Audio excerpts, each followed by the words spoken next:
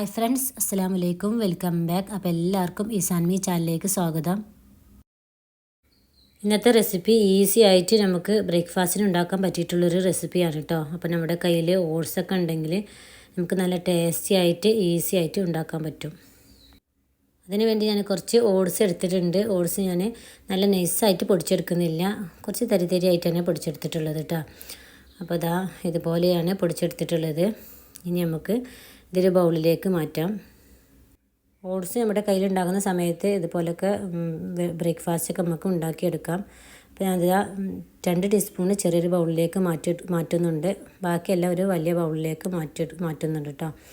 ഇനി ഇതിലേക്ക് നമുക്ക് എങ്ങനെയാണോ പുട്ട് നമ്മൾ ഉണ്ടാക്കിയെടുക്കുന്നത്, കുറേശ്ശെ വെള്ളം ചേർത്ത് കുഴച്ചെടുക്കില്ല. അതുപോലെ തന്നെ കുറേശ്ശെ വെള്ളം ഒഴിച്ച് കൊടുക്കണം. അതിൻ്റെ മുന്നേ കുറച്ച് ഉപ്പിട്ട് കൊടുത്തിട്ടുണ്ട്. പച്ചവെള്ളമാണ് കേട്ടോ ചേർക്കുന്നത്.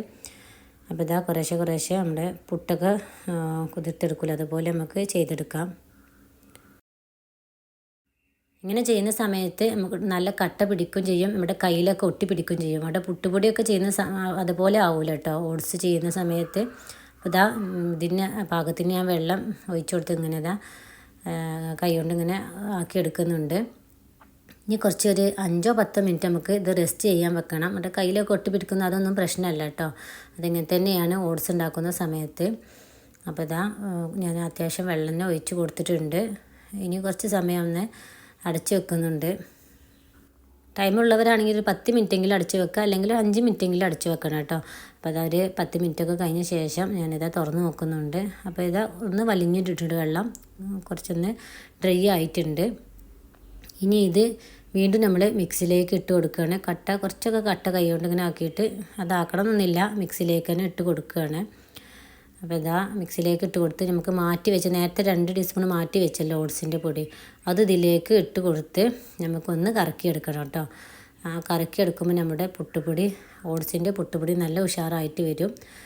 ഒട്ടും കട്ട പിടിക്കൊന്നുമില്ല. ഒറ്റ കറക്കൽ മാത്രം കറക്കിയാൽ മതി കേട്ടോ. അപ്പോൾ തന്നെ നമ്മുടെ ഓട്സിൻ്റെ പുട്ടുപൊടി റെഡി ആയിട്ടുണ്ടാകും. അങ്ങനെ കട്ട പിടിക്കുക ഒന്നും ചെയ്യൂല. അപ്പോൾ ഇനി സാധാ പുട്ട് എങ്ങനെ ഉണ്ടാക്കിയെടുക്കുന്നത് അതേപോലെ തന്നെ ചുട്ടെടുക്കുകയാണ്. ഒരു ബൗളിലേക്ക് മാറ്റിയിട്ടുണ്ട്. ഇനി ഇതിലേക്ക് കുറച്ച് തേങ്ങ ചിരകിയിട്ടുണ്ട് കേട്ടോ. അപ്പോൾ തേങ്ങ നമ്മൾ ആദ്യം തേങ്ങ ഇട്ട് പിന്നെ ഫുള്ള് പുട്ട് നമ്മുടെ ഓട്സിൻ്റെ ഇട്ട് ലാസ്റ്റ് ഇടുക, അങ്ങനെയും ചെയ്യാം. പിന്നെ നമുക്ക് ഇടയിലൊക്കെ തേങ്ങ ഇട്ട് കൊടുക്കാം, അങ്ങനെയൊക്കെ ഉണ്ടാക്കിയെടുക്കാം. നല്ല ഹെൽത്തി ആയിട്ടുള്ളൊരു ബ്രേക്ക്ഫാസ്റ്റ് റെസിപ്പിയാണ്, ഈസിയാണ്. നമ്മുടെ കയ്യിൽ ഓട്സ് ഒക്കെ ഉണ്ടെങ്കിൽ നമുക്ക് ഈസി ആയിട്ട് ഉണ്ടാക്കാൻ പറ്റിയിട്ടുള്ളൊരു ബ്രേക്ക്ഫാസ്റ്റാണ്. അപ്പോൾ ഞാൻ സാധാ പുട്ട് എങ്ങനെ ഉണ്ടാക്കുന്നത് അതേ ഇതിൽ ആദ്യം തേങ്ങ ഇടും, പിന്നെ ഓട്സ് പുട്ടുപൊടി ഇടും, അങ്ങനെ ഇട്ടിട്ട് ഞാൻ പുട്ട് തയ്യാറാക്കുന്നത്. കുറച്ച് മുമ്പ് ഞാൻ ഓട്സിൻ്റെ ബൂരി ഉണ്ടാക്കിയിട്ടുണ്ടായിരുന്നു കേട്ടോ. അപ്പോൾ അത് കാണാത്തവരുണ്ടെങ്കിൽ വീഡിയോ കണ്ട് നോക്കുക, ട്രൈ ചെയ്ത് നോക്കട്ടോ. അപ്പോൾ ഞാനിങ്ങനെ പുട്ടുണ്ടാക്കണമെങ്കിൽ ഇതുപോലെ തന്നെ പുട്ടുണ്ടാക്കണമെന്നില്ല, ചെറിയ കുഴിയുള്ള പാത്രത്തിലൊക്കെ നമുക്ക് ആവിയിലൊക്കെ വേവിച്ചെടുക്കാം, അങ്ങനെയൊക്കെ പുട്ടുണ്ടാക്കിയെടുക്കാം.